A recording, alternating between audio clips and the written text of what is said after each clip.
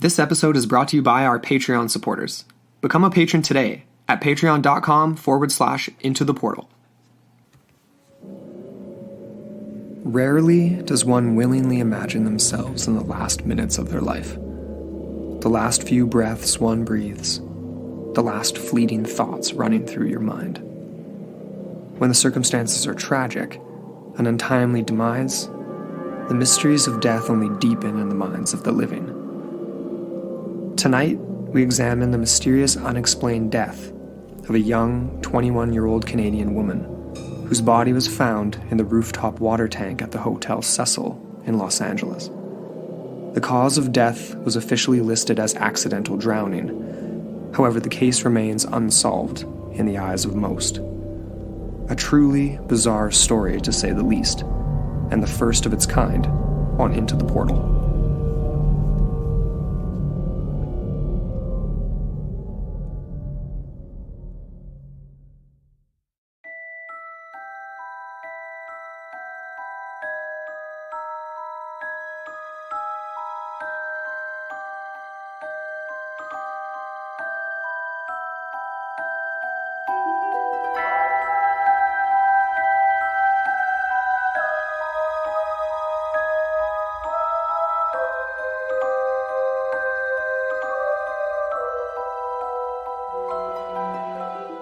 Hello, and welcome back into the portal. I'm Amber Ray. And I'm Andrew McKay.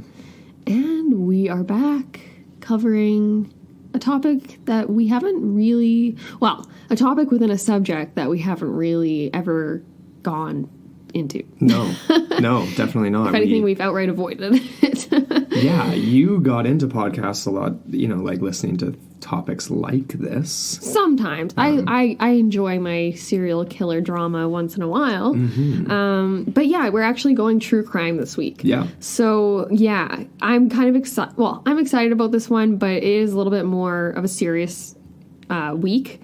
We are talking about the death of someone who is real. And yeah, so we want to have a lot of respect for this case. Definitely. So yeah, we're discussing the mysterious circumstances and legends that sprung up around the case, the disappearance of this girl, Elisa Lam, and then the subsequent discovery of her body in a very bizarre way. And you've written this in here, Amber, and I think this is interesting. It is kind of, in a lot of ways, a 21st century Dyatlov Pass-esque kind of a mystery, because we do find the body in very, very, very strange circumstances, right? Kind of unexplained. Well, some would say is Some would say it's explained. Some would say it's unexplained. Well, exactly. There is obviously an official report. So yeah, listener discretion advised, because we're going to be getting into some pretty mature subject matter and graphic autopsy details for this episode. Because yeah, first venture into true crime. So we're excited about it, though. So yeah, this case involves conspiracy elements, very disturbing video evidence, possible supernatural factors as well. Was it an accident? Was it something more? It's very much a whodunit murder case in a lot of people's minds, or is it a straight up paranormal mystery? So there's a lot to get through here. Or is it sheer accident? Is it Occam's razor, right? Because some people would say that the picture that the police painted with their official report was not that of Occam's razor, but we'll get into that. And actually, I just wanted to give a quick shout out to Emily McKay. Yeah. She was the one that got us interested in this case. She showed us the infamous elevator footage. She did. And that kind of just sprung us onto this whole thing. Which is hilarious, because my sister is such a wuss. I love you, Emily, but she's like totally does, like, Harry Potter is like as scary as a movie she'd watch. So it's like, for her to suggest this topic to us is like, sweet. Thank you, Emily. Yeah. Like, that's great. Exactly. And we also just want to keep in mind, obviously, the utmost respect for Elisa and her entire family. Of course. They've definitely experienced a type of hell that I never want to experience. And while we're discussing this case, we just want to keep that in mind and honor the memory of this young woman and also her family. Definitely. Yeah.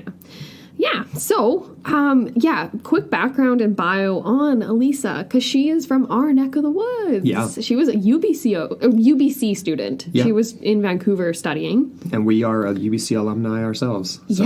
Yeah. I almost went down to Vancouver to finish my degree, but I decided to stay in the Okanagan. So essentially, Elisa was 21 at the time of her death.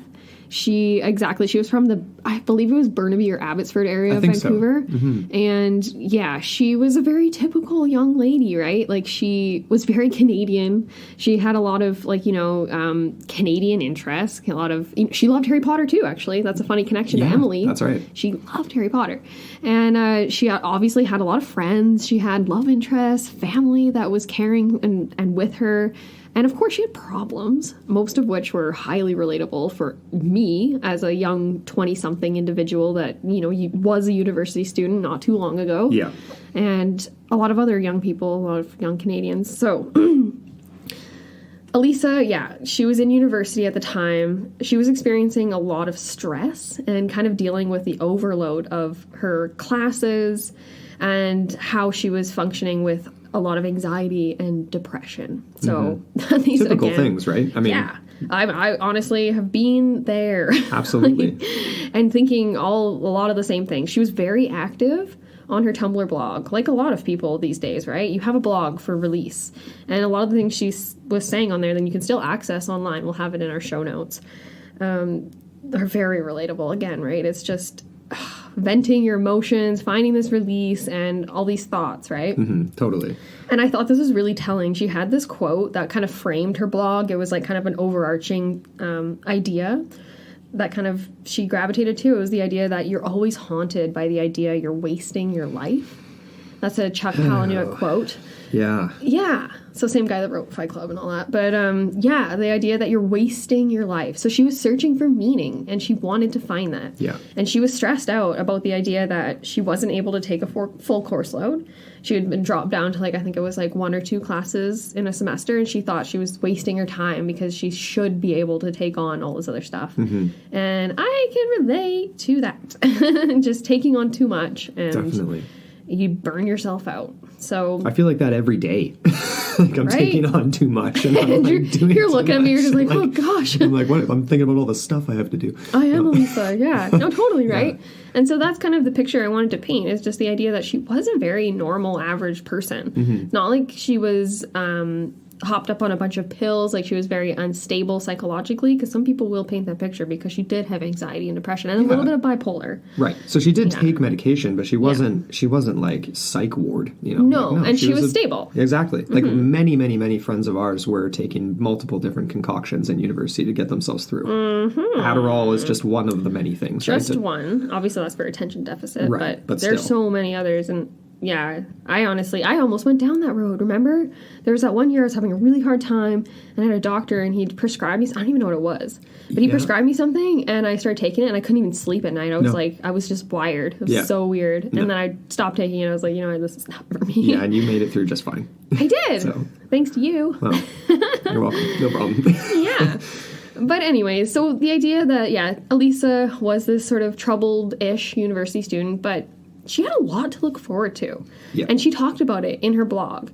She had this tour, this West Coast tour planned. So she was going all over, down into the U.S. She wanted to experience it all. So she had a few stops: Vancouver, San Diego, Los Angeles, Santa Barbara, San Luis, and Santa Cruz, then San Jose, and San Francisco. Okay. A lot of sands. Mm-hmm. But she even wrote about that. She was like, suggestions and recommendations highly recommended and appreciated.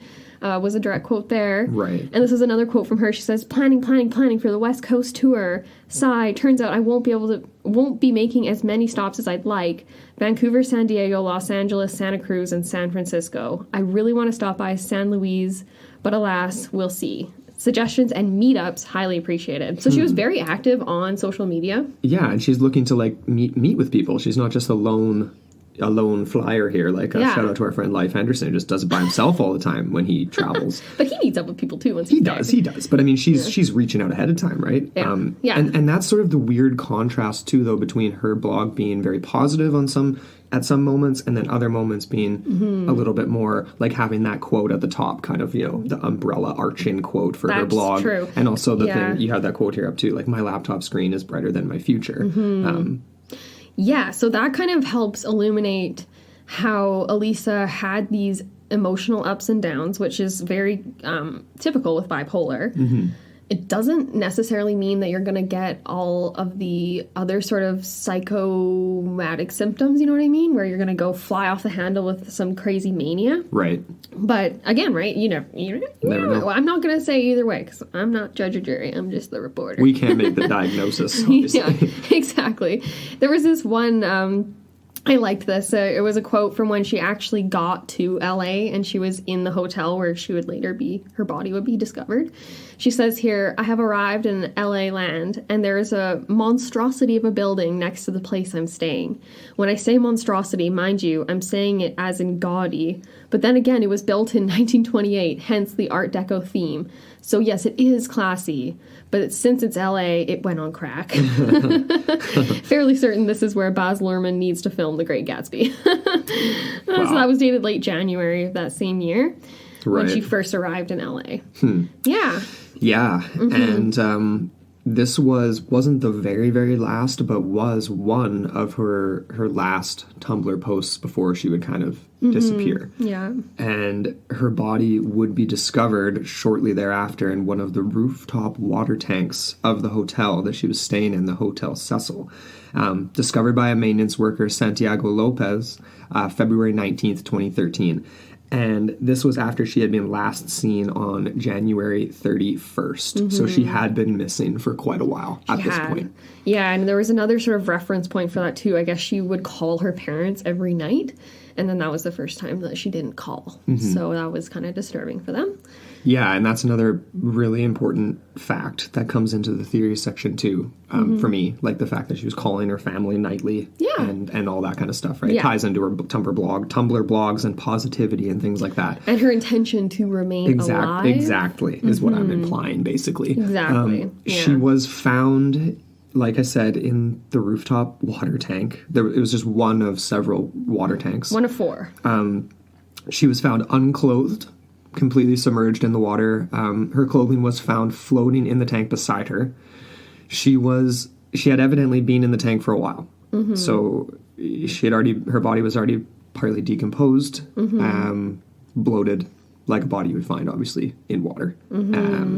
So it was tough for investigators right off the bat to decipher anything, obviously. Exactly. Once you get into the postmortem, the autopsy, like the tissues are, like they've been submerged, they've been soaking and stuff. So I think it was hard for them to even take like a blood test or anything like that. Exactly. And this is kind of where it gets, I mean, if this isn't gruesome enough already, it gets pretty gross from here because the body was discovered for a very specific reason, obviously. Well, yeah, and that was because the guests and residents of the hotel had been complaining for a little bit about the water quality. This was happening for about at least a week prior to Elisa being found. They had reported an awful stench coming from the taps. There was also reports of black water coming through.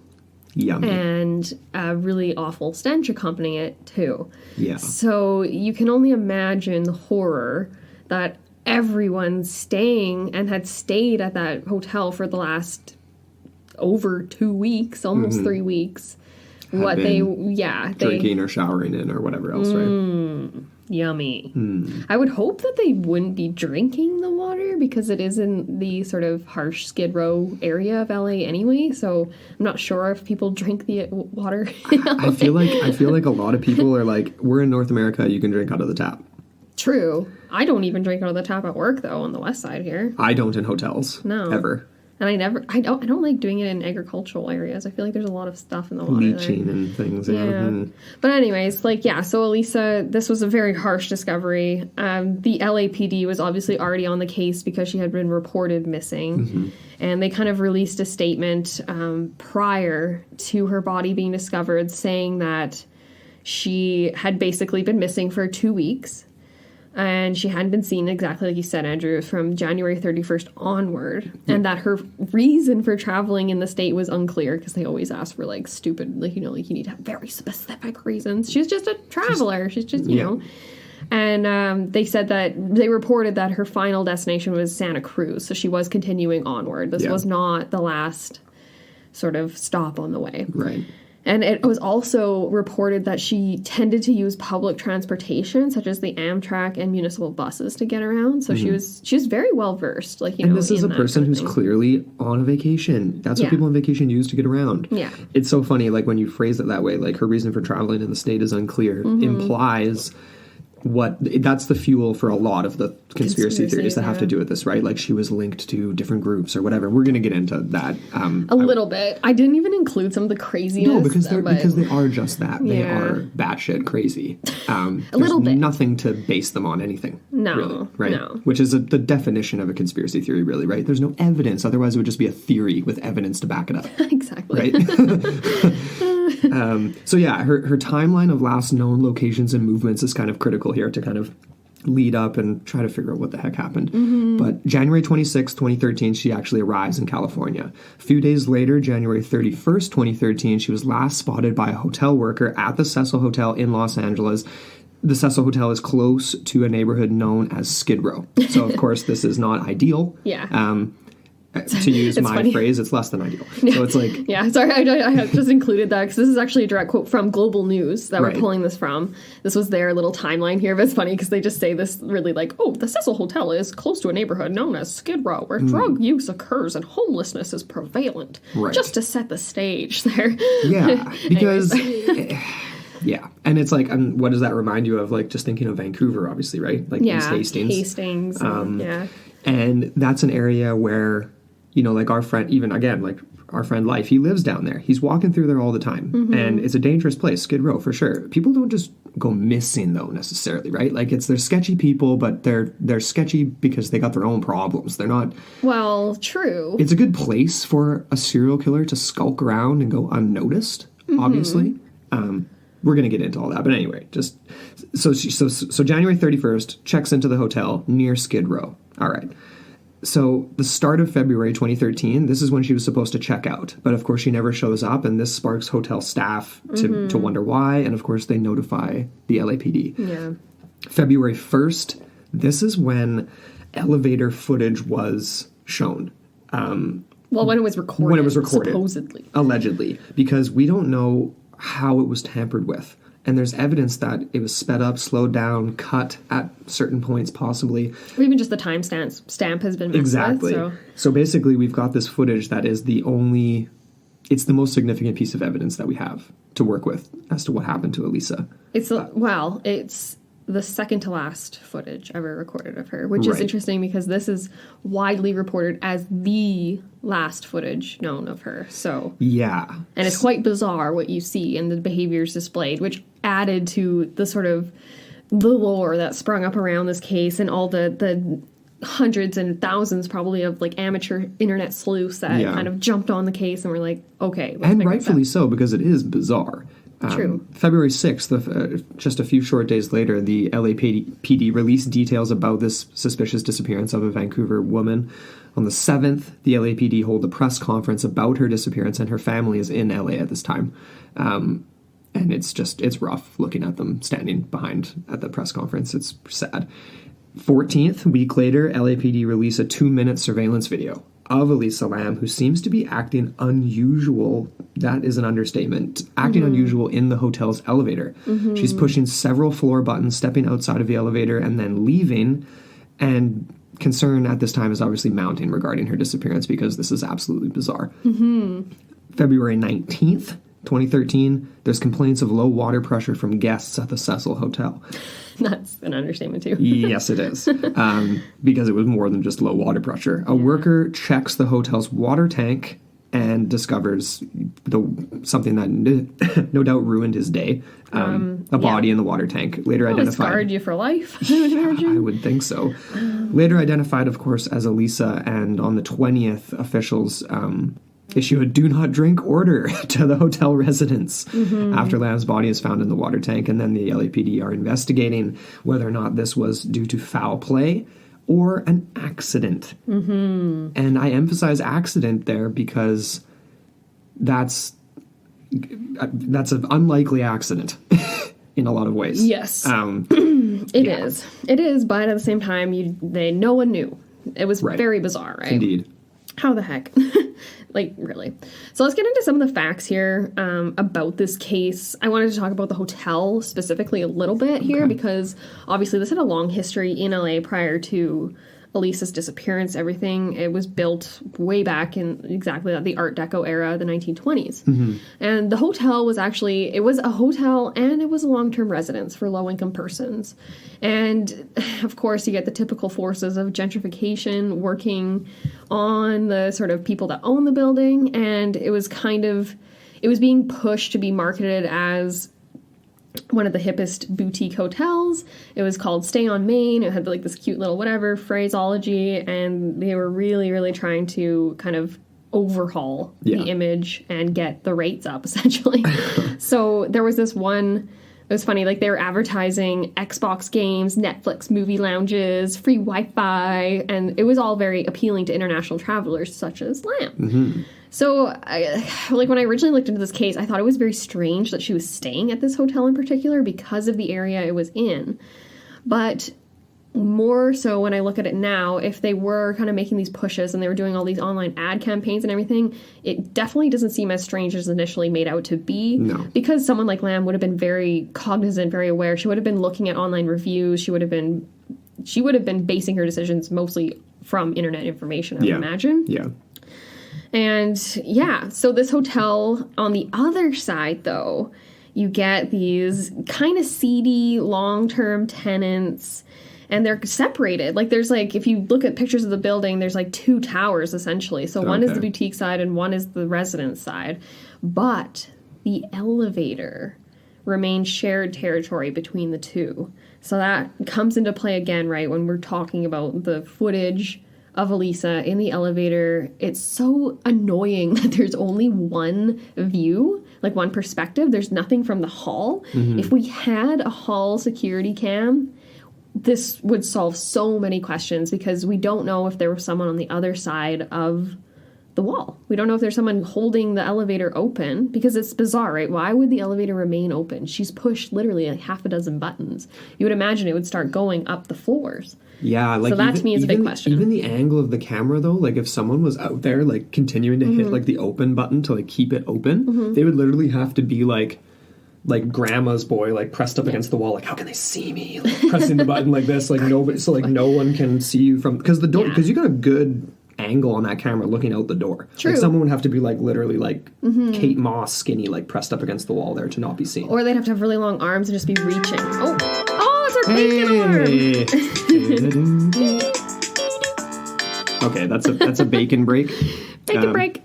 Taking a break for some bacon. All right, we're back with our bacon.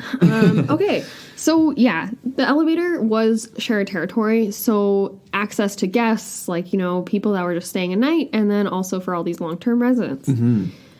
Like I said, the Cecil had a long history in LA. It was built in the 1920s. By the 50s and 60s, it had already gained a reputation amongst locals as the suicide, quote-unquote, because of the high amount of suicidal deaths occurring.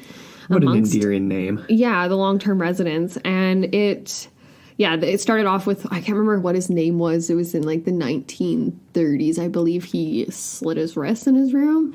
But I would imagine, I didn't actually go through a laundry list of how people had killed themselves. I would imagine some people would have been jumpers. Probably. A lot of jumpers.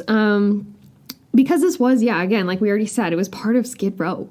So LA, it's the infamous homeless neighborhood. It's basically the area that is a virtual no-go for tourists. Yeah. You don't go there unless you're literally an anthropologist or something. You want to go take a walk on the wild side and see. I actually did go through this one article. This lady who was visiting, she went on like the classic LA tour bus kind of thing. And then she afterwards she asked her tour guide to show her some of the real side of LA. She was a photographer. She wanted to take some photos. Yeah. And so she actually got a really good glimpse into what's going on. It's like an entirely different city that's been largely forgotten by everyone. And it's kind of sad too, because unlike New York City, where they have this I can't remember what it was. It's like a bylaw that essentially necessitates any emergency shelter is legal for any individual living in the city. So you can construct like shanty towns essentially there. With LA, it's different. They don't have that. And because it's such a temperate climate, they don't really need it as much as New York. But it's the largest unsheltered homeless population in all of America, I think. And presumably North America then, really. Probably. And essentially it's home to between 3,000 and 6,000 homeless men and women. That's crazy. It's a pretty rough area. And just to add to the lore side of things, because like a lot of people make the connection between the Cecil Hotel and the Black Dahlia murder. Okay. It was rumored that the Black Dahlia, like the actress, she was seen frequenting the Cecil bar days before a gruesome murder, but there was no real connection other than that. I don't know. Really? But yeah, so that was kind of where Elisa ended up. And she was there in and amongst, Skid Row, in and amongst the Xbox users and other international travelers and things, and possible nefarious people, serial killers traveling in and amongst there too. So it was just kind of a melting pot of a whole bunch of different sort of backgrounds. Totally, and it kind of just reminds me of, like a hostel like environment. Yeah, not hostile in terms of like it's a hostile environment, but like, like an environment with a lot of different transient people, right? Young people, old people. And I've stayed in places like this before in my life, right? Like traveling in Europe and stuff, and like, stayed in some seedy places. And yeah, like you said, like no doubt she would have looked it up online. I wonder who she booked through. Like I wonder if she booked directly with the hotel or if she booked through like her flight, like a Trivago or something, you know what I mean? If you see like the way that they have it, like it says stay on Main, it looks all bright and cheery and it looks really cool, right, when you're looking at it online. When you get there on the ground though, it probably would be a different story. Yeah. And then at the same time too, she was obviously looking for experiences, so yeah. Anyway, so yes, this is where she was staying, and of course we're coming back around to the actual rooftop itself where she was discovered, because there's some details about this that are important to the case. So the rooftop itself has four different access points to the rooftop. All was restricted to hotel guests. So there's 3 fire escapes and a locked rooftop door, which signals an alarm when it's opened. But to supposedly, right? The battery might have been burnt out, but this is a quote from Vice. To this day, no one knows how Lam got up there. Except obviously perhaps the person's complicit in her death, right? That was because there wasn't supposed to be access to guests. And if the door was supposed to be locked or alarmed, she would have had to go on outside, up a fire escape. It would have been way harder than just to go up an elevator and open a door. Well, exactly. Roof, right? Exactly. It's not like there's just like, the R button in the elevator that you can just go straight up kind of thing. And on top of that, she'd only been there for like less than a week. Right. So how familiar would you possibly be? / what would be your motive, right, for going up there? Exactly. You would have had to do full recon of the hotel, like day one you're there. And all of that would imply that she was in LA for a different reason. Like she wasn't the girl from UBC going on a trip like that people thought she was. Yeah. Right? And that's where some of the conspiracies come into play. Yeah, exactly. So, again, to prove how easy it was to actually get on the roof, though, despite restricted access, there was a Chinese YouTuber who proved this. He just, he shot a video and he climbed up fire escape and got onto the roof very, very easily. And there was evidence that, there had been multiple different people frequenting the roof, presumably the transient population in Skid Row, right? There's graffiti everywhere, varying different ages of it on the roof. So this has been happening for a long, long time. Most disturbingly, on the actual tank where Elisa was discovered. I don't know if it was actually on the tank, but it was somewhere close to where she was discovered. It was either, I thought I saw an article that said the tank. Either way, there's only 4 tanks there. And regardless, it's spooky. Yeah. There was a Pig Latin phrase that translates to I am finished with her, which could be could be applied to a lot of weird stuff that had gone on that roof, but it seems a little serendipitous to say the least. Yeah, pretty creepy. Yeah. And it was quite fresh too, I believe. It was reported, so that again kind of, that was the part about it that made it like There's also a connection to a pretty famous serial killer, none other than Richard Ramirez. More commonly known as the Night Stalker, who I actually had to kind of like brush up on because I hadn't heard of Richard Ramirez. But one of the most well-known serial killers to actually stay at the Cecil Hotel. And Ramirez seems to have committed his first murder in San Francisco around April of 1984. He was around 24 years old at the time, and he continued his rampage over a long while after this. But about a year. Yeah. The thing, though, is like, there's people talking about, it could have been the ghost of Richard Ramirez, but he didn't actually pass away until after this event Very true. had taken place. I think the connection more so was the idea, some people are dumb and they thought that he was already dead at the time of her death and disappearance or whatever, but no, he died earlier or later that year in June, I believe, of tuberculosis. He was or something. Of cancer, I think it was. He was on death row. Yeah, it was some sort of disease. Yeah. But the thing is, too, just to add to that, is the idea that Richard Ramirez was practicing Satanism on the rooftop.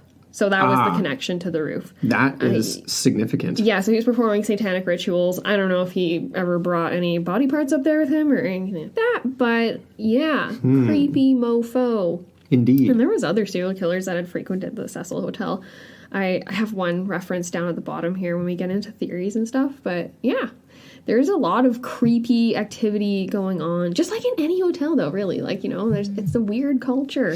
Yeah, when you're at a hotel like this in LA, let's just, if we're going to cruise through this neighborhood when we go to visit Chris or Scott and Forrest from Astonishing Legends or anything like that, let's take a... So even within the roof, right, there's the tank to talk about. And it is accessible for an individual to get up there, but you have to really want to get up there, and why would you want to, right? That's what I keep coming back to. If this was a simple accident, if this was something to do with Elisa Lam and just like a mental disturbance or whatever, or an event like a manic episode, what would be the point of getting into this tank? I don't understand. It makes no sense. Did you want to read this quote here? Yeah, well, do you want to give it a read? Sure. So essentially, to reach this describing how it would have had to go down. Yeah. So this was from the judge that wrote.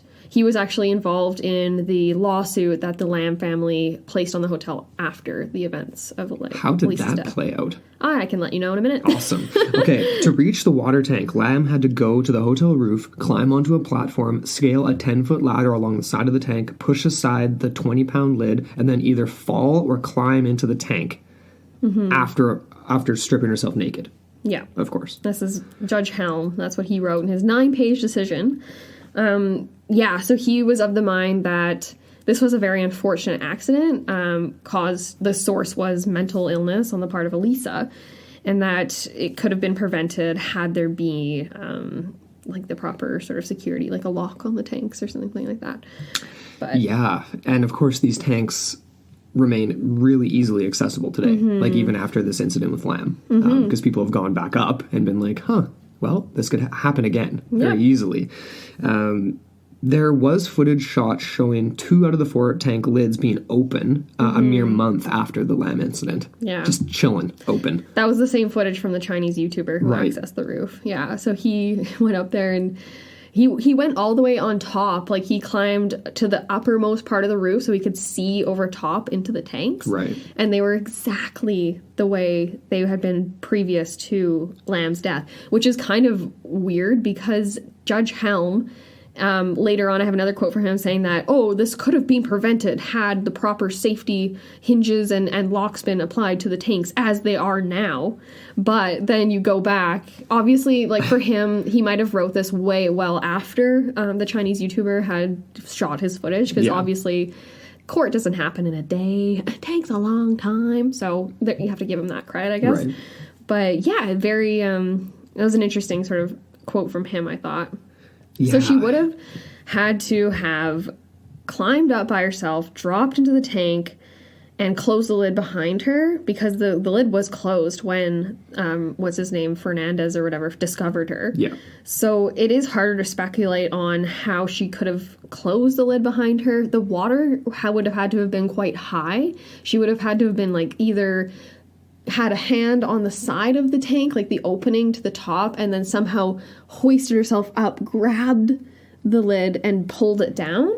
because it's just like a latch, right? It's just like a single hinge lid. Nobody does that. So I don't understand how that sorry. happens. And we're going to get into some of the inconsistencies with how her body was discovered, the fact that it was clothless, the conditions of the clothing that was found with her, all that kind of stuff. But first, I just wanted to touch on the autopsy. Yeah, let's do that.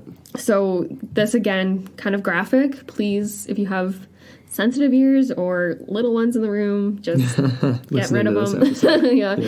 So, okay. Lam's autopsy noted no unusual trauma or self-inflicted wounds.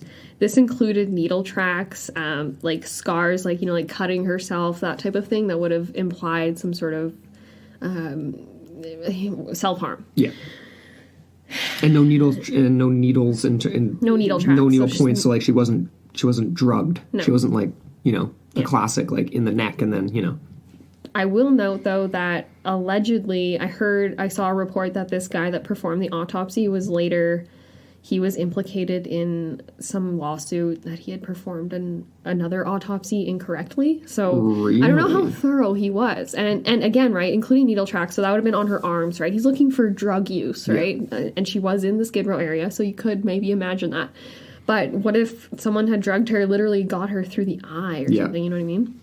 I don't know. I'm thinking Murdoch here now. Yeah, there are ways. But, sure, Lamb's body was noted to be in moderate stages of decomposition. Skin thawing was present, bloating, and other factors to support the conclusion that she had been in the water for some time, probably at least a week or 2 weeks. Yeah.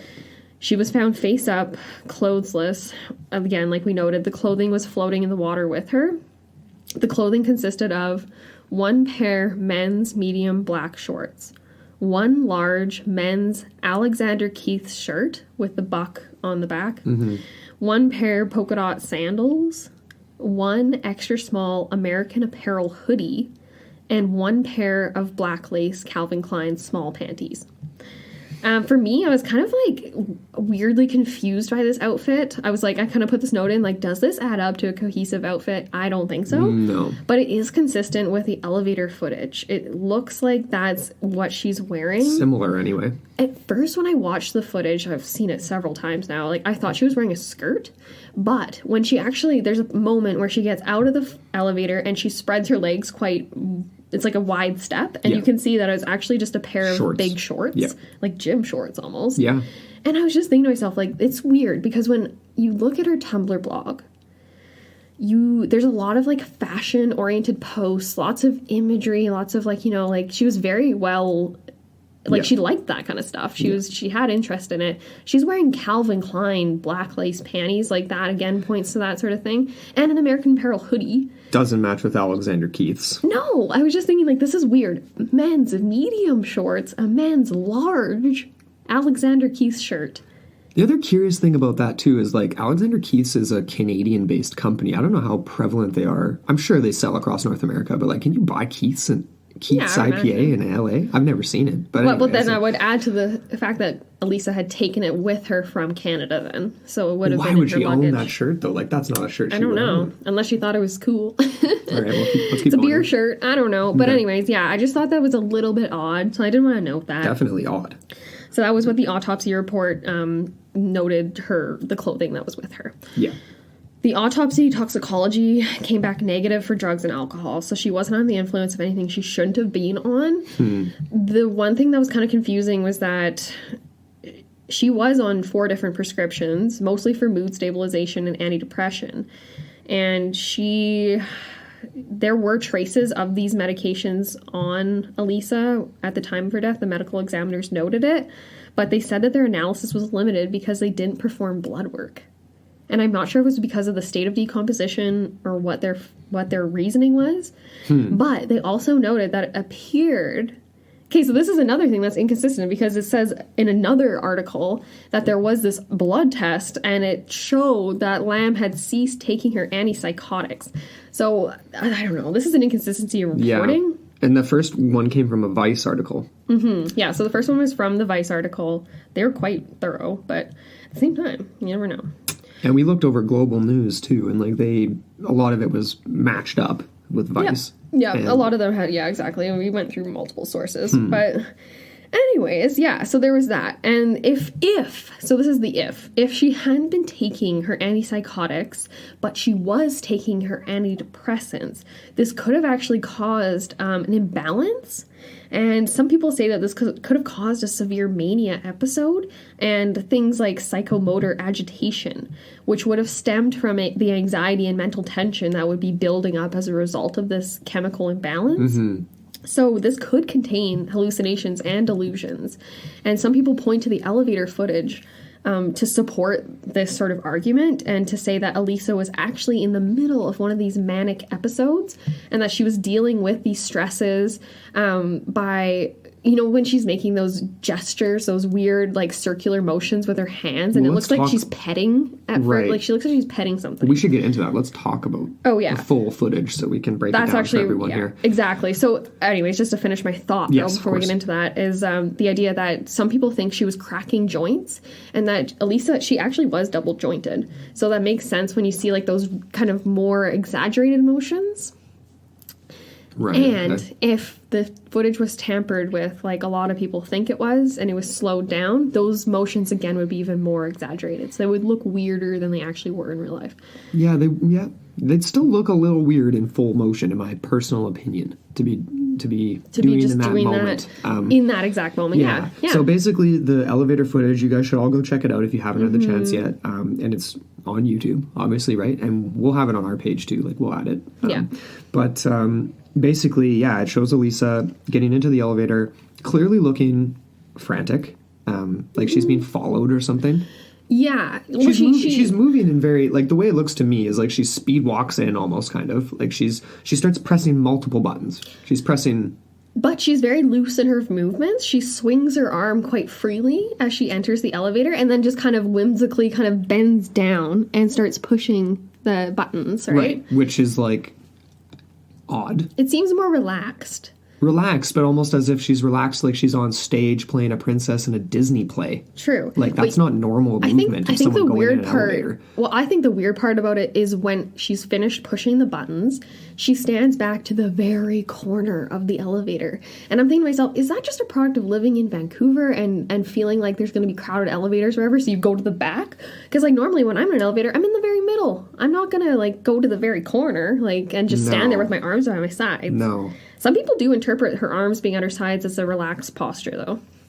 Like trying to, like, pull your shoulders down and, like, well, I do that. Sitting there. Yeah, exactly. I mean, I do that, and I'll stand straight-armed, like, for sure, trying to get your back to feel good. Exactly. So after we see that initial sequence where she gets in the elevator, pushes a series of buttons, goes to the corner, she stands in the corner for what seems to be at least, like, 15 seconds. I honestly don't have that exact time. Well, it's hard because it might be slowed down. Like, we don't know. Too. Yeah. So she's standing there, and then nothing's happening. The door isn't closing. No. That's the weird part to me. Right. And that's the weird part to Elisa, too. She gets out. She, like, looks around, right?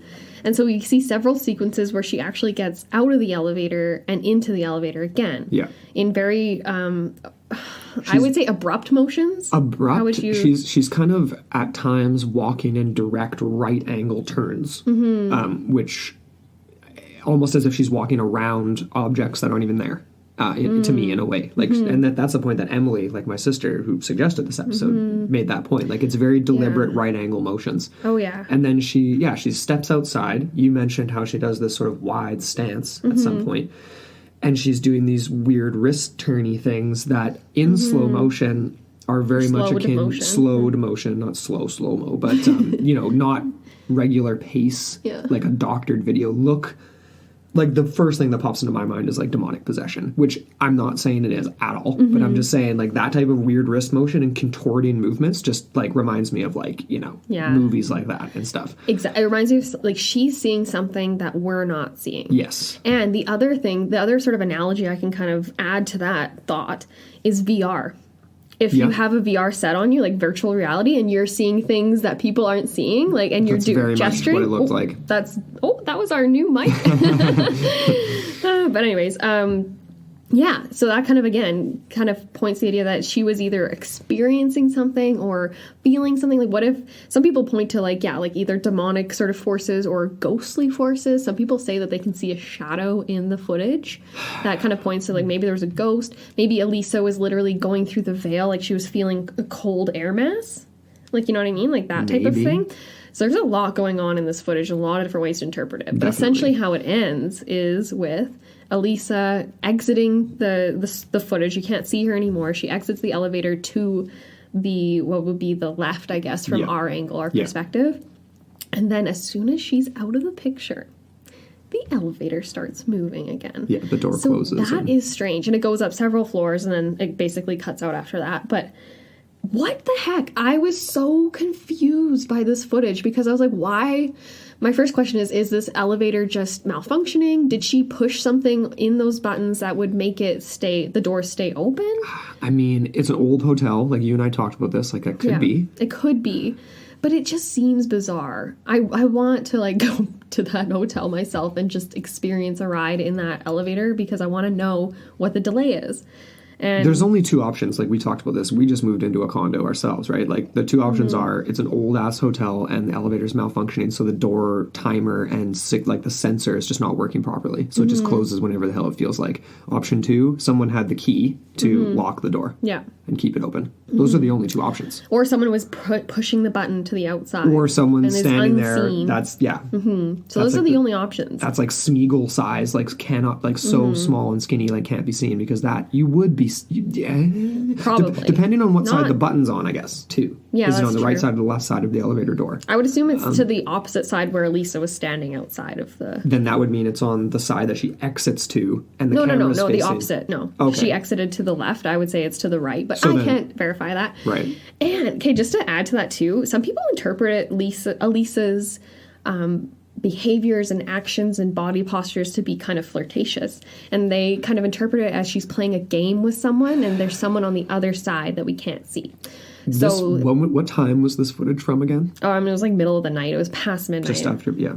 So, and then the other, well, should we get into this right now? There's the idea that, okay, like we already mentioned, that the idea that the timestamp was tampered with, so it's unreadable, and it looks as though the footage was deliberately slowed down, and there's a cut that some people have noted. It looks as if there's at least a minute cut out. And so some people point to a conspiracy originating from the police. They were actually very hesitant to release this footage of Elisa. They weren't sure... I'm not even sure what their reasoning was, but they were very hestant. So some people say that they were trying to protect an innocent bystander, which definitely makes no sense. There's no one in the video. Well, that's just it. The minute that was cut out, was there someone in that footage that they're protecting? But that wouldn't make sense. No. Because if anyone was in that footage, they would be a person of interest, not an innocent bystander. Not only that, but if you wanted to protect their image, then just blur their face. Like on every single frickin' episode of Cops ever, where they have somebody that doesn't want their face shown. Totally. So then the other side of that is more conspiratorial. It's like others say it was an inside job. Elisa was mixed up with something she shouldn't have been involved with. Either that, with the police, right? Some sort of, I don't even know, like some crazy conspiracy there, or inside job as in the hotel staff had altered the footage before they even gave it to the police. So there's that as well. Lots of stuff going on. This is such... What are you thinking so far? Man, that's... Yeah, I mean, for those last two comments, like the red flags that show up for me is like, okay, hotel staff doctoring footage. It's like, okay, you got to have people on staff that are either like so far deep down the rabbit hole of whatever conspiracy is going on at the hotel, okay, or you've got someone who's like night audit / like video editor who's capable of doctoring footage. Right? That's like a skill that you wouldn't be working at the Cecil Hotel. The cops, the only thing that makes sense for me where they would try to cover something up would be the idea that this is a seedy place, the source of clearly, like, I don't know, like cops selling drugs, or like, you know what I mean? Like, I'm thinking like Trailer Park Boys, where they're like buying dope off the cops. Sting operation. Did she basically become a privy to, like, this is a drop point for like illegal activity. Oh yeah. But then it seems like, again, very much like dial off pass. Why would the bodies ever be found? If someone finds out that you're doing something you shouldn't be doing, you're just gonna vanish. You're never gonna be found again. Or at least that would be the smart way to do it. If it was sort of more coming from higher ups in some sort of either like a technology firm or even, like what if it's police corruption? Whatever you it may never be, know. right? Yeah, So there's a lot. it's very, very strange. I'm not quite sure. Let's get into some theories and stuff. We are going to get into the theories. Before we do that, though, let's hear from Charles, the urban fantasist, and his awesome UK podcast, Weird Tales Radio. They are funky, man. They're in the top 40 of all UK podcasts. So awesome. And Charles just joined forces with us here at the Straight Up Strange Network. So excited. So we're really happy to have him on board. And let's give him a listen.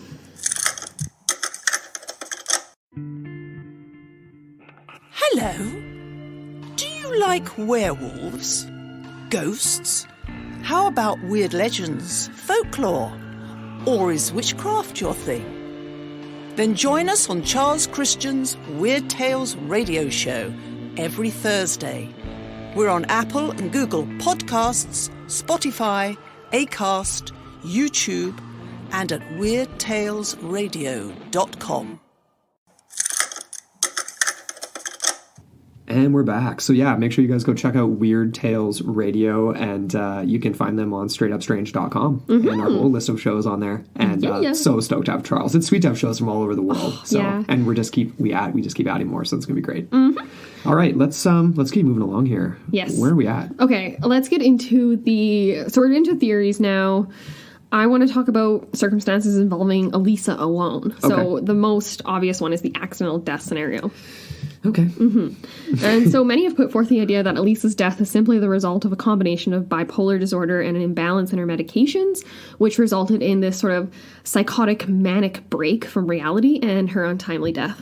So essentially, the elevator footage that we've already discussed does show some strange behaviors and mannerisms, some of which could be interpreted as consistent with a manic episode and psychomotor agitation. Okay. So, yes. So, again, right, like where the gestures, the hand movements, it's almost as if she's trying to release tension, things like that.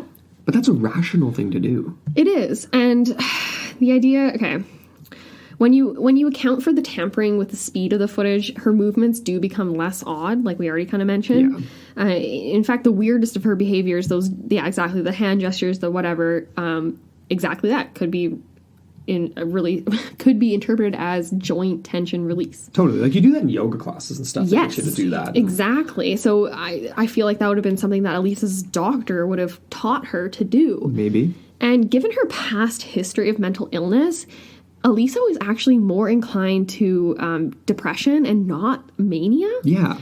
So if she had been in a manic state, it doesn't, like a lot of people, this isn't just me saying this, a lot of people have said that it doesn't seem very probable she would have climbed up a foot ladder, lifted a heavy steel tank lid, and crawled inside. Mind you, though, when you are in a manic state, you do have superhuman strength sometimes, but you don't have the rationalization. What would be the rationalization for that? None. And so to crawl inside after declothing yourself and only to drown, it would be far more probable she would have just jumped off the roof. Absolutely. Right? It's fast, it's easy, and clean, and right? It's not like 2+ minutes of drowning. Nobody Probably kills even more than themselves that, way. right? Nobody does. And that entirely, like you just said, implies it's depression, not mania, because you don't crawl into that implies, like, if you're going to crawl into a tub to drown yourself because you think something's after you or something, that is like full-blown schizophrenia. And it's hallucinations, yes. Right? So, exactly that. Elisa was much more prone to just emotional fluctuations between negative and positive emotions. She didn't have that sort of psychotic sort of element or history of that psychosis. Added to that, however, I will mention that when Elisa actually checked into the Cecil, she was put into a shared room. She had 2 other roommates, and her roommates actually complained about odd behaviors with her, and she was moved to a singular room in the days before her death. Right. So I'm not even sure. I didn't get anything other than just strange behaviors. So I don't know if it had something to do with, like, cultural differences, right? If it was, like, Elisa was just kind of her own person. She was a little bit out there. I don't know. So I just wanted to add that to the conversation, too. Another aspect to this is like how she would have known about the rooftop. She'd only arrived in LA and checked into the Cecil Hotel like days previous. And her blog made no such mention of any discovery, which I feel like she might have, like, you know, it just adds to the like La La Land. Like she's like, oh yeah, like I'm here in LA. And like, I feel like she would have even taken pictures of it. Who knows? Well, yeah. But that's just me. That's just me putting my own sort of thing on there. The other strange thing about this sort of angle is the fact that the autopsy noted that her clothing was covered in sand-like particulates, which were actually from the rooftop itself. So what this means is that her clothing was on the ground first before it ended up in the water tank. If Elisa was in a state of mania, so she climbs up, let's just do this scenario here. She finds a way to access the roof, most likely through the fire escape, so she would have had to climb all the way up. Yeah. And then from there, she would have had to rip off her clothes for whatever reason. Maybe she's hot, I don't know. Maybe she's on bath salts. No, I'm just kidding. There's no evidence of that at all. There's no evidence, yeah. No evidence.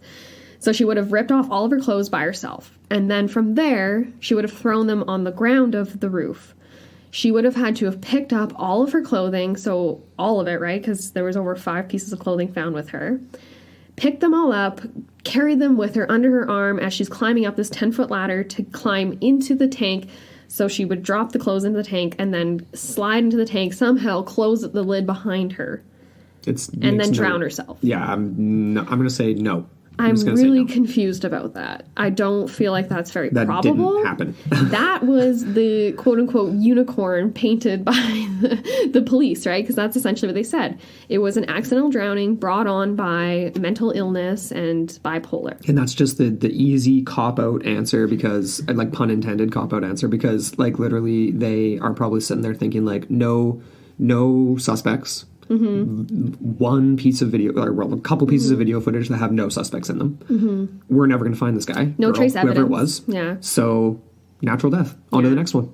One thing I didn't actually include when I was talking about the autopsy is the fact that I'm not sure if there was even a rape kit performed on her. There was evidence of some sort of trauma around her rectal area. Some sort of like, it was like discoloration and blood pooling. So again, right, that might point to some sort of... And obviously the particulates on the clothes would also potentially imply that she was dragged. That she was... dragged with her clothing on, or the person who dropped her body into the tank dropped the clothing in with it to cover up the evidence again, right? Like, or to just to delay the discovery of the evidence. Right. Which kind of leads me to one train of thought, which we'll get to in a second. Okay.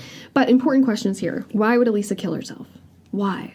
She never gave any indication of suicidal tendencies, and she never exhibited any mental illness breaks that culminated in self-harm or suicidal actions.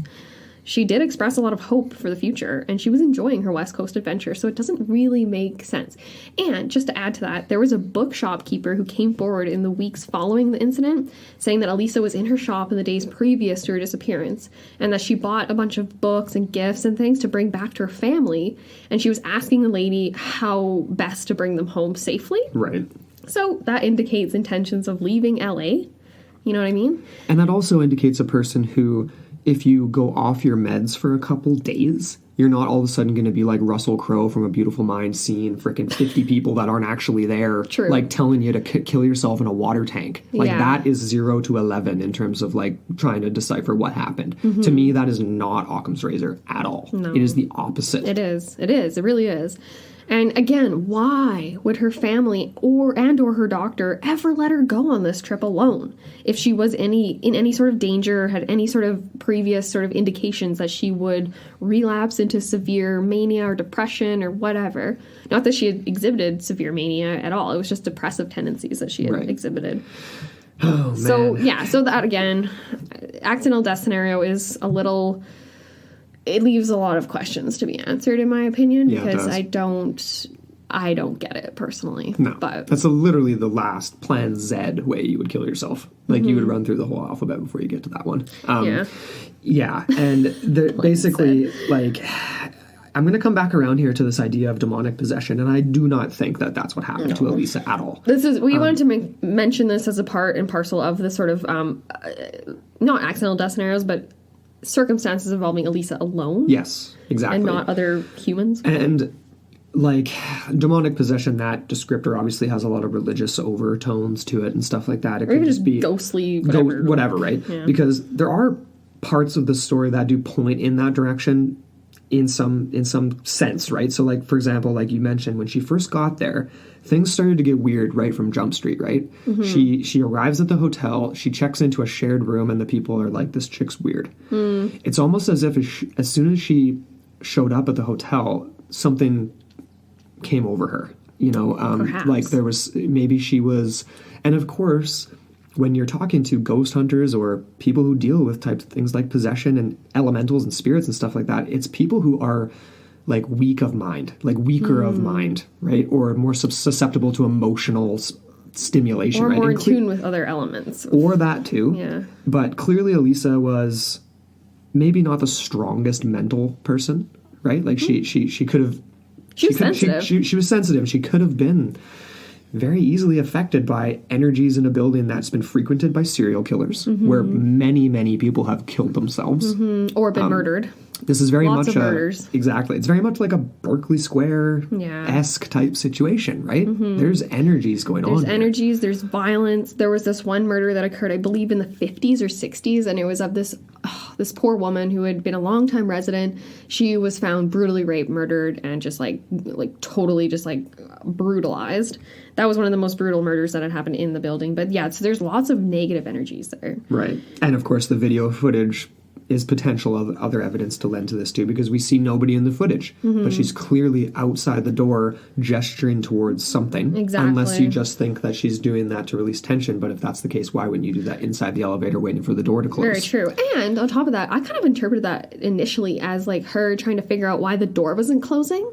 Because that to me was my number one question when I first watched it. I was like, okay, yeah, you get in the elevator. She pushed too many buttons, which is a red flag. And then she gets into the corner, but then nothing happens. I'm like, why? I'm so confused. And usually elevator doors have the door close button. Yeah. Like you'd think she'd press that to be like, why isn't it closing? Let's close here now, Mr. Door. Unless, is she playing a game? So that was the other sort of idea. Yeah, so there's this creepy idea, this concept that's really creepypasta. For those of you who aren't familiar with that, it's, you know, it's fiction, essentially, right? Fictional stories, Slender Man-esque stuff. All originating on the internet. All of it. And the elevator game seems to, from the research I've done, brief research, mind you, just to be fair, seems to have originated in chat rooms and websites in Korea, South Korea. It's a creepypasta game that basically involves people starting on floor 1 of a minimum 10-story building. And you essentially go through a series of floors, pressing the certain pattern of floors, and there's different variations of the game. But essentially you go through these stages, and then in the final stage, there will be a woman that walks into the elevator with you. Freaky. And you're not supposed to make eye contact. You're not supposed to acknowledge her existence. She may ask you where you're going or what you're doing, or a series of other potential questions too. You're not supposed to answer her, otherwise terrible things will happen to you. Essentially, the whole point of this game is to get to another dimension. It will bring you to a floor where you are in another world. Like the void. Exactly. Freaky, and man. I actually, I'm not going to read through the whole thing or anything, but I found a blog on it, anonymously posted, no name, a girl who specifically went to, not to the Cecil Hotel, but was in LA and tried this game at a similar hotel in the area because of the Elisa Lam case. Who knows if this story is true, right? But she describes that she did the game. She ended up on the top floor. There was a small girl that got onto the elevator with her. Ooh, she didn't make eye contact, obviously. She was staring into the corner. The girl just said, help. This anonymous writer didn't respond. The girl said, help again. Again, she doesn't respond. This girl then got angry and started to scream obscenities at her, like F you, right? Like all this stuff. She's freaked right out because clearly this isn't just a little girl that's got on the elevator with you.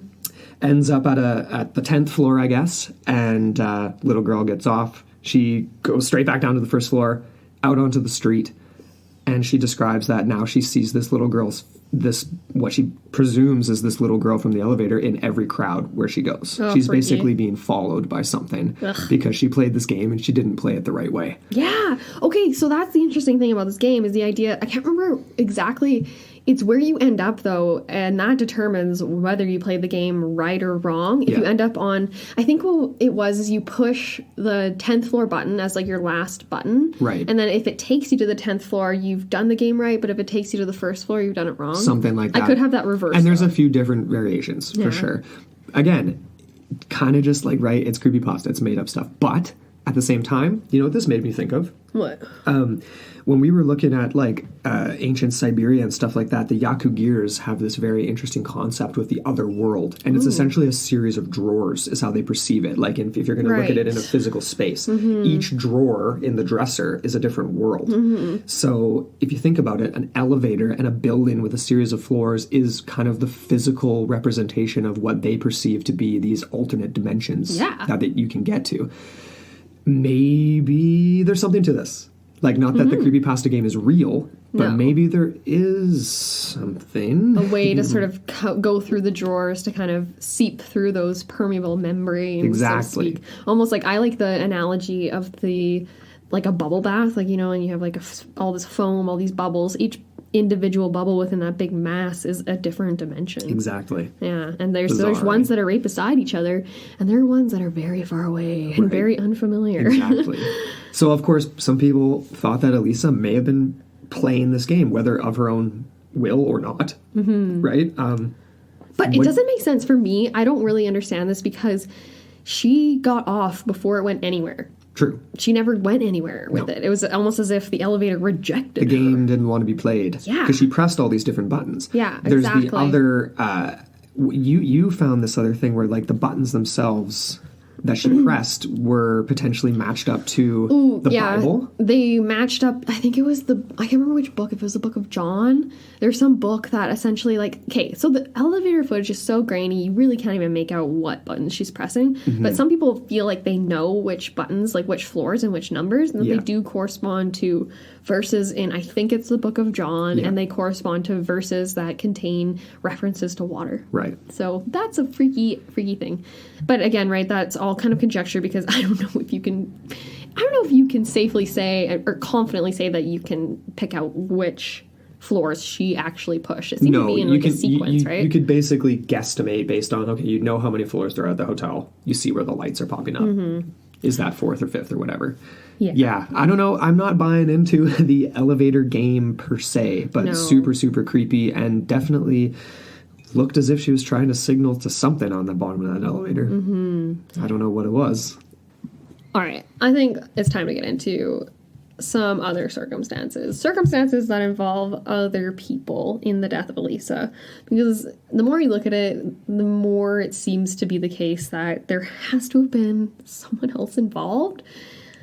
Definitely. If you're gonna go the Occam's razor route, you know what I mean? Yes. So I kind of laid it out here. Let's just go with scenario 1, and we're talking murder, plain and simple here. And so scenario 1 in my mind would be a hotel resident. That would be, honestly, any one of the residents would have had plenty of motive to target someone like Elisa, not her personally, but just her as a guest staying at the hotel short term. Right. So we already talked about the idea that there was that sort of move to the gentrification factor was involved at the Cecil Hotel at the time of Elisa's death. The hotel owners were trying to modernize, renovate everything, upscale the image, and call it the stay on Main kind of thing. Yeah. And so at the same time, you get the residents kind of going into panic mode. A lot of them are on fixed incomes, low incomes. And in light of this sort of attempt to modernize, I feel like they would have felt threatened. And so a lot of people have brought that up as a potential possibility with the Elisa Lam death. Yeah. And there was actually 3 known sex offenders who lived at the Cecil at the time of her death. I'm not just like gonna like what's it called? Like not correlate, but conflate the two. But I'm saying that that's another alternative too. And there was one person in particular, Alvin Taylor, who was a registered sex offender. He was living at the Cecil at the time of Elisa's death. And he was actually implicated in another instance with a different guest, where essentially him, Alvin, and his adopted son, Aiden Taylor, were implicated in this attempted rape, robbery, and assault of another guest, who was actually a male, I believe. And in 2013, after Elisa's death, they gave testimony stating that they believed the Taylors were very nefarious criminals and they were capable of many things, including including what happened to Elisa. So they would have had plenty of motive to secure the sort of sordid reputation of the hotel. Can you imagine, right? Like, what's worse for a hotel's reputation than a guest, an international guest, a student, a young woman, a vulnerable sector of our society, right? Kind of being targeted and in the grossest way, right? Contaminating the water source. Like, that is the ultimate, in my opinion. It's like an ultimate FU, essentially, to the hotel. Definitely. Right? I guess so. So are they trying to send a message? Like, that's definitely one way you could look at it, for sure. What do you think?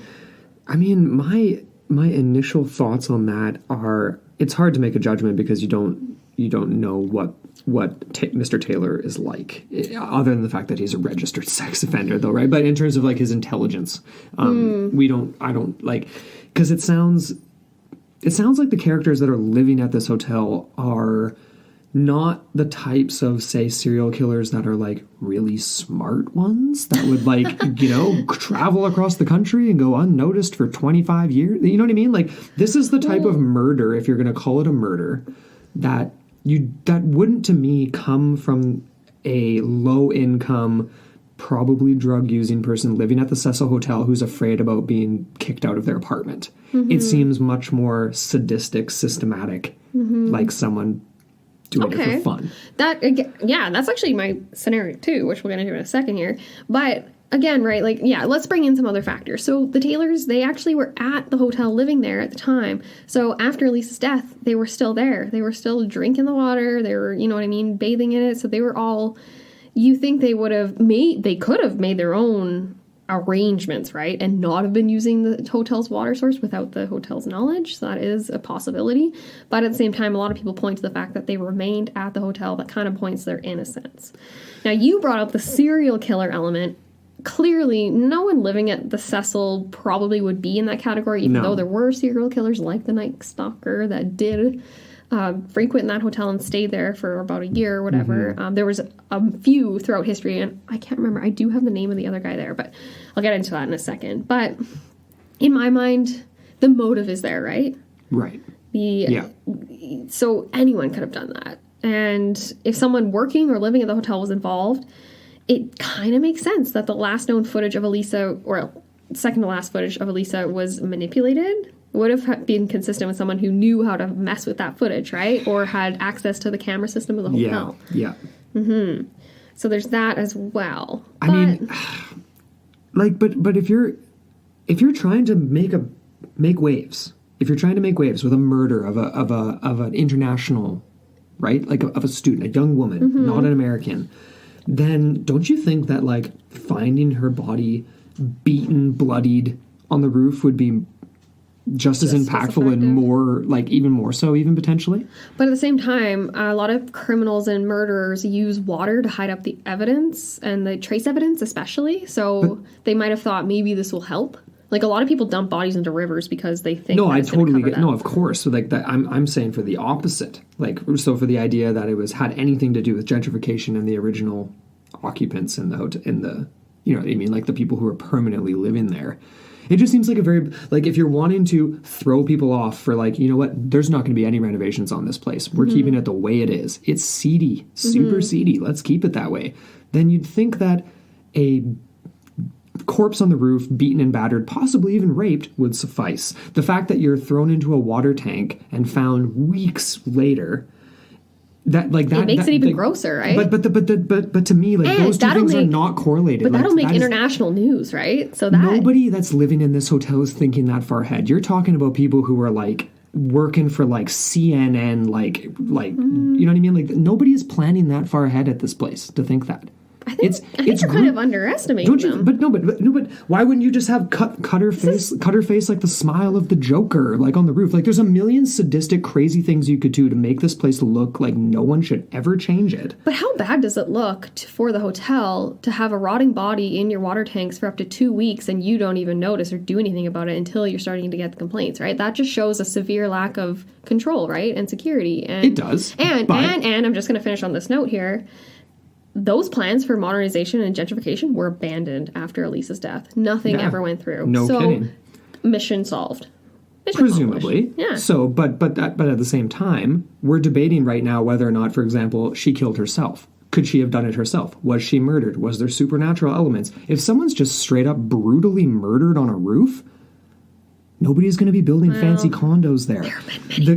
There have been many murders. But even the speculation that she killed herself, that it was a suicide, right? Like, that takes away from the entire premise that you did this for a reason. Like, you killed this person for a reason to prevent gentrification.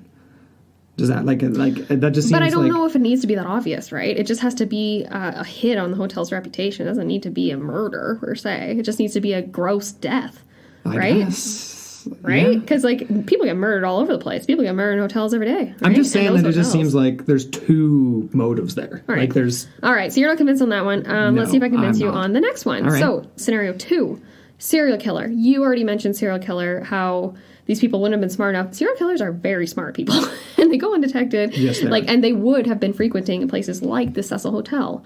So the idea that a random guest / serial killer might have been staying at the hotel for a day or two while they're doing their their across America tour, right? This is actually quite a convenient way to dispose of the body, because it isn't going to be found until weeks later. So it's even hard to pinpoint when the death actually occurred and who was staying at the hotel at that time. That person would have been gone, right, for weeks. Yeah. Slipped away totally undetected. Plenty of head start. So I already mentioned this, I think, that FBI investigator that made the comment that there's anywhere between 25 to 50 active serial killers in America at any given time.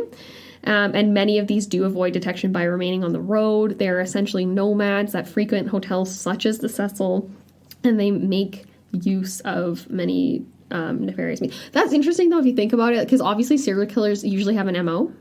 So the fact that Elisa was found in this water tank is highly unique. Exactly. Mm-hmm. So in that sense, maybe it was just a one-off. Maybe they usually dump them in a dumpster or something, and they were just like, well, you know what? Screw it. We made it up to the... Maybe it happened that the circumstances, they just I don't even know how that would play out, though. In my head, I'm trying to imagine what the heck would have gone on. I know, right? Because even to say, hey, there's a convenient water tank there, I'm going to dispose the body in there because no one will find it for multiple weeks and it'll partly decompose. Yeah. It is not easy. No. Not that I've been dragging bodies and putting them in water tanks here, people, but I'm just going to say, it is not easy to lift even dead weight, 115-pound anything, then carry it up a ladder and get it, that just seems cumbersome. But even that, she wouldn't have been dead weight. She would have been alive because she drowned. So that's actually another interesting thing that we can speculate on. Mm-hmm. What if she didn't? I wonder if they did an analysis of the water in her lungs, if it matched the water in the tank. Right. Or actually would have matched a bathtub in the hotel as well, because it would have come from the same source. Yeah, but could she have been drowned in a bathtub and brought to the roof? And brought up to the roof. I mean, of course, my question, right when we first started researching, when Amber really started researching this episode, I'm like, okay, I've worked in hotels before. There's way more cameras than at this hotel. The Cecil Hotel has 0 video surveillance at all. I worked at a Holiday Inn. There's a camera everywhere. There's 5 in the lobby. There's 1 in every hallway. There's 50 in the parkade, right? There's 1 outside every elevator.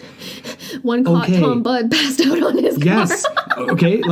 So presumably someone, because that was my first question with this. I'm like, okay, how is there no suspects? We know when the video footage of her in the elevator took place. Mm-hmm. Okay. We would have facial recognition software applied to every single person in or out of that lobby in the last 48 to 72 hours. You would think. Right? Yeah. But the police settled on their zebra or their unicorn of an explanation, right? Yes, they clung on to the mental illness. And I don't know if that really, really adds up. No, it's garbage. Another thing, you're mentioning footage and cameras. There was actually another piece of footage of Elisa taken. And I think this was before the elevator footage. It was given... the statement was given by Detective Tennell, who was a part of the investigation, and he kind of described how there was a piece of surveillance that showed Elisa with 2 strange men who walked into the hotel lobby, right, and handed her a mysterious box. Lisa took the box from the men and supposedly went up the elevator. The box was never discovered, nor the men's identities, so we don't really know what was going on there. Some point to Elisa's Tumblr posts about this new... I mentioned this before, too. This new camouflage technology. Actually, did I mention this already? No, you haven't. You haven't mentioned this, no. And so she had a couple posts about new camouflage technology. It was like a Canadian firm, I think on the East Coast. And she was kind of like talking about like, wow, look at this. Like, it's like basically like a camo suit, very similar to what sort of technology Predator uses kind of thing. It kind of reminds me of Skinwalker Ranch. But this is a very loose connection, doesn't really go far as a breadcrumb trail. And a lot of people chalk it up to Elisa's fascination with the invisibility cloak of Harry Potter. Right. So that again, it does make sense. Mm-hmm. My idea to add to this sort of box and these two men is the idea that obviously Elisa was traveling around. She had actually mentioned a new love interest that she had found. I think it was in San Diego. And I sort of thought, I was like, maybe he was involved, or maybe he's one of the people in the footage. But I haven't been able to find any sort of clarification or correlations to that. Right. What do you think about that? Obviously, well, I mean, yeah, like when we were first discussing this, looking over the notes and everything, that was like the turning point for me. I was like, oh, wait a second, we gotta venture into that. Mm-hmm. But of course, nothing really comes out of it, and there's so many conspiracy theories that go along with it, right? The idea of what was this box? What was in this box? Was it the technology? Exactly. Was she involved with something that she shouldn't have been involved with? Or just learned too much? Right. And I'm not leaning that way. No? I'm not leaning the way in like government conspiracy cover-up or anything like that. Either. But at the same time, could she have met somebody associated with, I don't know, something that she didn't intend on being involved with? Yeah. Because she was in a certain neighborhood and maybe met certain people? Yeah, exactly. Another thing that probably would have clarified a lot of this is if we had her cell phone. She lost her cell phone days leading up to her disappearance. Right. I think she had borrowed one from a friend. That's what it said in one of the articles. Yeah, she borrowed a cell phone. I don't really know about that though. And if we had the record of her, her texting, her phone calls, or you know what I mean, that probably would clarify. And of course it just never turned up, eh? Another thing too that's confusing is what happened to the box, right? I said never found that box. They never found, I don't even know what happened to her belongings, you know what I mean? Like if they were accounted for. Yeah, I don't know. If anyone listening knows anymore though, let us know. Yeah, I mean, a lot of true crime podcasts have definitely covered the Elisa Lam case. Very true. And honestly, there's so many of them that I didn't have time to listen to them. We don't have a lot of time these days to listen to a ton of podcasts. Just a select few. It's hard. Yeah. I mean... yeah, so that's kind of my two sort of other people scenarios. Either was someone connected to the hotel in some way, or with someone that is just a nefarious serial killer or something, or even a one-off killer, right? What if they just looked at her the wrong way? Because there was a lot of seedy types at that hotel, long-term residents, right? So maybe it was a resident, but they weren't actually consciously trying to slight the hotel. They were just doing their thing. Mm-hmm. I don't know what people get up to. Weird, freaky people. Well, and it seems likely, obviously, it would be somebody that's been around, because even if there aren't a lot of cameras, you would still know where to go. Yeah. You know what I mean? To, not be seen when the elevator's acting strange. Mm-hmm. To make it to the roof and back to your room without any cameras. And honestly, and that's another thing we didn't do for this, but I would like a list. I would just like a list. I'm sure it's less than 5 for the whole friggin' building. But how many cameras are there in this building? Where are the points where someone can actually have their face captured on camera? That's a great point. And then from there you could say, okay, so here's the points where it's not. Who knows those points? Well, the residents, presumably. Mm-hmm. And then, I don't know, take it from there, I guess, the investigation from there. Yeah. But it definitely seems like it would have been... yeah, somebody from the building, to me, if we're going that route. Either that or it's someone who is a serial killer / plumber, and they're familiar with... / plumber, well, yeah. Honestly, though... no, really, yeah. If you're a plumber, that gives you access to people's homes, people's businesses, behind... you know what I mean? You had access to a lot. That's why I don't call plumbers. You just rely on my terrible plumbing skills. Yeah, that's why I cut my hair, so there's not as much hair in the drain. There you go. That's right. At the end of the day, too, the idea of her being murdered, which is the most likely Occam's razor to me, right? Mm-hmm. Regardless of who it was. I mean, that the broad strokes is that she was murdered, right? But the idea of the video footage in the elevator, the weird hand movements, walking in right angle turns, pressing every button. Those things don't add up. And then the No. toxicology report doesn't add up to explain those factors. No. She wasn't under the influence of anything. She wasn't. She didn't have GHB. She wasn't date raped or anything like that. That would just be her passed out. Well, depending on the potency, right? Yeah. Because some people, even women will just take it to get high. You just take it in very low quantities. Very true. We're just get feeling good. Exactly. So Let's get into some we've just got a couple pulled up weird coincidences related to this case because there are quite a few. One small one here that I pulled up was this idea that Lam was actually a fan of Ryan Gosling's music. What the heck? I didn't even know he was an artist. But apparently her favorite song of his was a song called Buried in Water. So, yeah. Creepy. There was another coincidence, too, that a lot of people kind of allude to maybe might have influenced her in some way, shape, or form. The movie Dark Water, starring Jennifer Connelly. And that was a 2005 American horror film. And it has a lot of eerily similar coincidences. It actually was a remake of a 2002 Japanese film. And it was called, it was based on a short story called Floating Water. And it was by the same guy who also wrote the Ring trilogy. So creepy. Super creepy. And in the movie, the body of a woman is actually found in a water tank in eerily similar circumstances to Elisa's death. So that was freaky deaky. Yeah. There was a few more. Like we already mentioned the St. John? Was it St. John? Or Book of John? Book of John. Yeah. Maybe. I can't remember if it was John or someone else, Paul. No, I think it was the Book of John. I think it was the Book of John. And there was all the references to water that sort of corresponded to the buttons that Elisa was pressing. Yeah. And all of those things point to something paranormal. Possibly something even related to... I mean, if you're leaning religious tendencies, like something demonic, because there's, or like what's it called, that entity that we came across in Love Castle, the elemental, where it's just something that's existed for thousands and thousands of years that will latch on to certain situations and things like that. And it's just like a culmination of a bunch of just negative feelings and concentration of negativity and mostly just death. Mostly just a concentration of death. And if this is a site of concentration of death. Maybe that's something she ran into. I mean, are we kind of coming down to our final thoughts? I mean, give me your, like, where do you stand now after this, or can you even tell me that?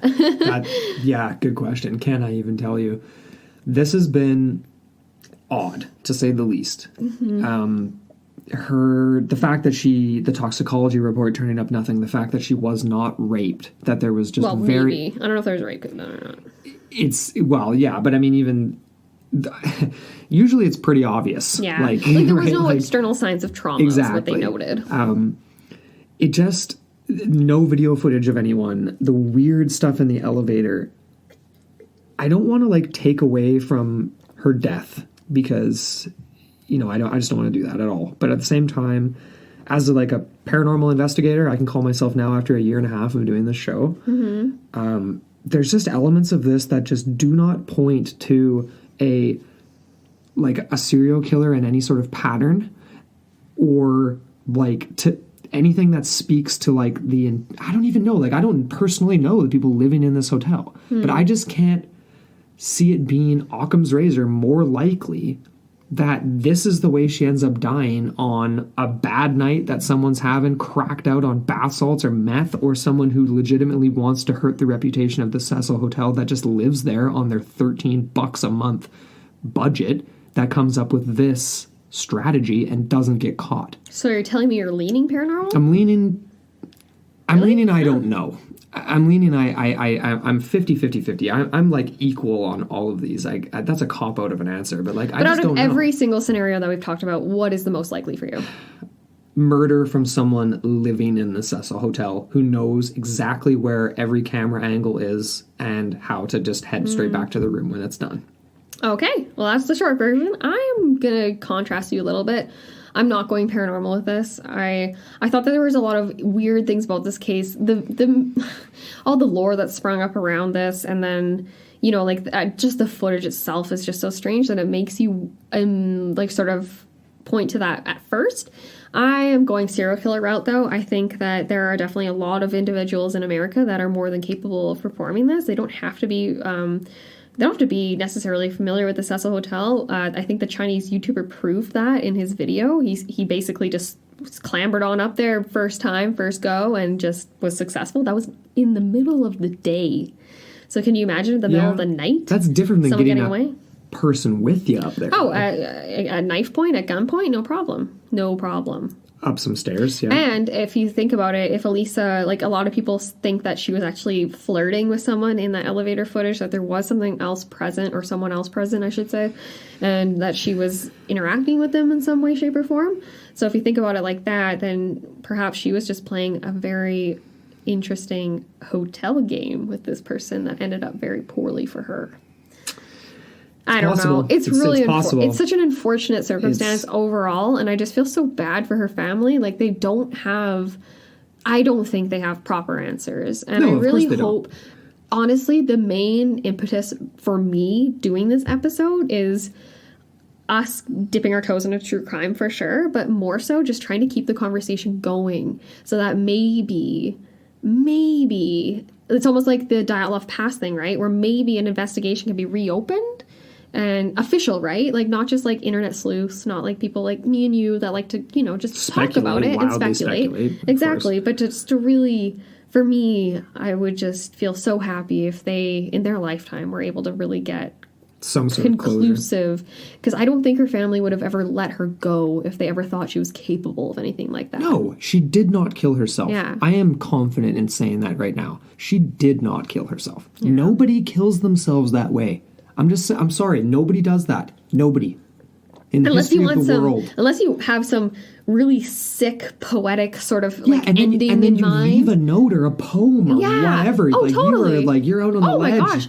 Andrew, that's a great point. She didn't allude to any of this on her Tumblr blog. None of it. Like, you know? And she's the type that would. She would, yeah, right? Exactly. So there's a lot of unanswered questions. And for the Lam family's sake, I really hope that something is done to kind of help sort of maybe create more of a conclusion. The reality is, I mean, I do too, of course. I mean, the reality is that's probably never going to happen, and all that I can really hope for.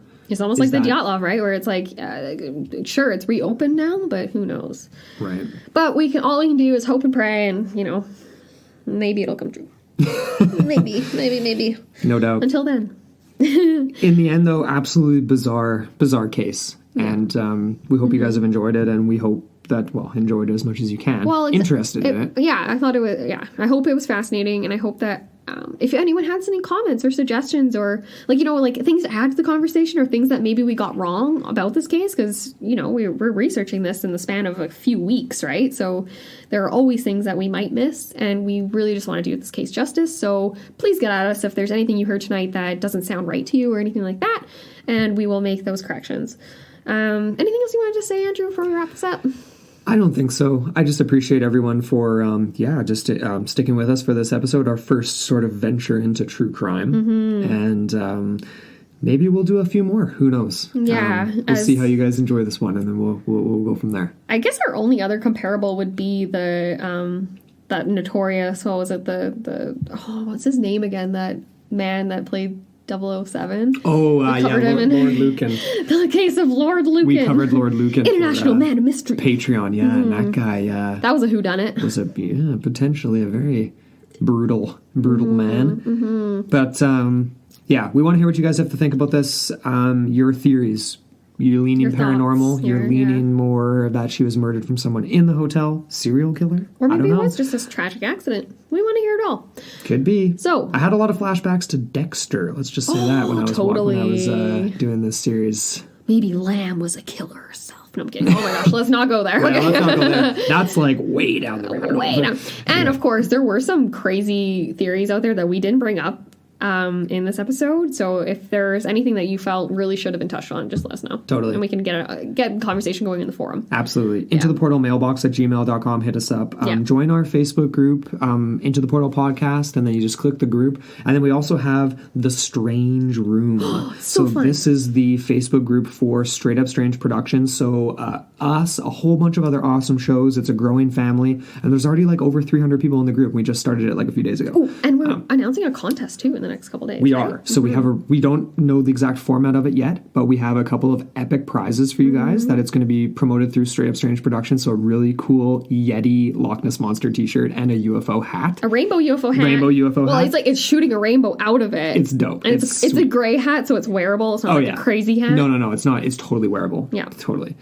So stay tuned for that. And as always, thank you so much to our producer, Charlene Ramler, and all of our Patreon supporters. We love you guys so much. And if you haven't checked us out, hit us up. It's patreon.com/Into the Portal. And we have a couple of really cool episodes coming out this month for you guys. Should we tease what it is? Sure. So we've got full-length episode talking about the missing bones of King Arthur and the search to try to prove that Camelot was real. Yep. And then we also have the Tunguska event. Yeah. This massive explosion that happened in Russia, and that's going to be our mini-sode for this month. So yeah, check us out on Patreon, you guys, and stay tuned for all the fun stuff to come on Into the Portal. Until then.